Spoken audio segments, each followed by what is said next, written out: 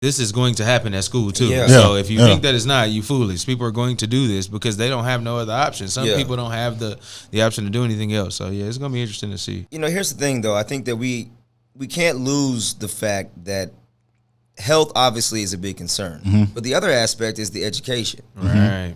Where is the dip off, right? So America is already behind in a lot of categories compared to other nations across the board. So now we have a scenario where we can't get the virus under control, and now we have our generation that's coming up not being able to be educated, and the parents now have to be the primary educators. How is that going to impact and still work at the same time? How is that going to impact the achievement of the kids? It's, you know, so for some, they have the ability, like you said, to stay at home, and there's an intellect level there that the curriculum is not going to be difficult for some to be able to translate it to their children. But what about those that don't have the means or don't really have the patience and don't have, you know, the wherewithal to educate a child through curriculum? How are kids gonna suffer in terms of their acumen? That's what I'm concerned about. So how does it work for kids that are like in the inner city that doesn't have a tablet they can log into or a computer? Exactly. That was something that I had a conversation about here recently too, and I'm like, a lot of these kids don't have that. Like, I didn't have a fancy computer in my house growing up, so if I had to stay at home and learn, it was going to be papers, and this is what I dropped back off. I mean, I had my experiences with, you know, being homeschooled myself, so.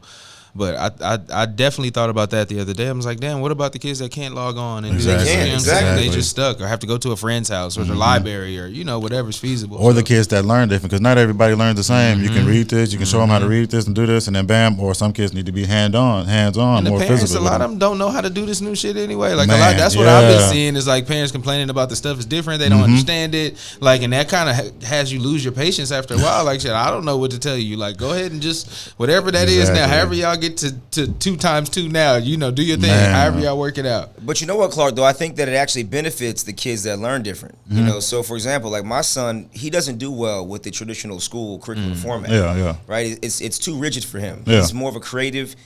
He's very eclectic in the way that he thinks and he processes information.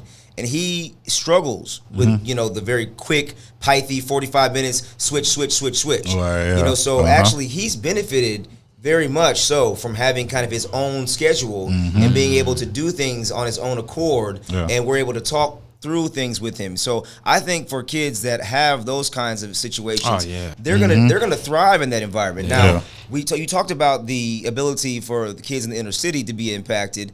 I agree with that 100%. There was even kids that are in the burbs we were seeing that don't have access to tablets, like you were saying. And also, what about kids in rural areas that don't have the Wi-Fi connectivity? I was just out, as y'all know, struggling, you know, up in a place where I could barely download files.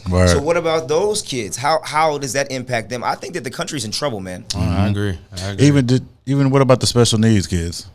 What about the attention that they need? You're right. Like they kind of get lost in all the sauce too. There's a lack of ability of a parent to even know how to deal with teaching a special needs kid. Like it's gonna turn into a bigger issue. The same way that we talked about with, you know, domestic violence in the home and everybody quarantining together. And like these things are going to come to a head eventually. So hopefully they get something worked out, even if it means minimal time in the classroom. If they split the size of the classroom and spread them out, so y'all, this section goes for 3 days out of the week, and then y'all come the other 3 and we keep y'all all. I don't know. It's a difficult, you know, road to map out. It is. If I would say there's any positive to this, I would say that as parents, we rely too much on the school to educate our kids. Right? We expect the kids to teach our kids everything about every aspect of life. And so it's putting the onus back on parents to say, no, you got to be involved in this education process, which I think is good for the accountability and the sense of ownership that's going to come from it. Right. And not to prolong this any longer, but I think that's a very big issue that you're speaking about, because even I think I was watching something here recently where like a little girl got kidnapped, right? And, the mother went to the school and she's talking to the teacher and she's like, well, if she wasn't here, isn't it your responsibility to know where she's at? And the teacher was like, no, you're the parent. You should always know where your child is. And so I think that's a big deal too. A lot of people just drop their kids off at school to have somewhere for them to go throughout the day. School is not daycare.